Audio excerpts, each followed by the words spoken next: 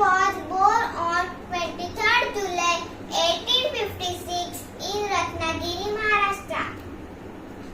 He was also called Bal Gangadhar Tilak. His father's name was Gangadhar Tilak and mother's name was Parvatibai Tilak.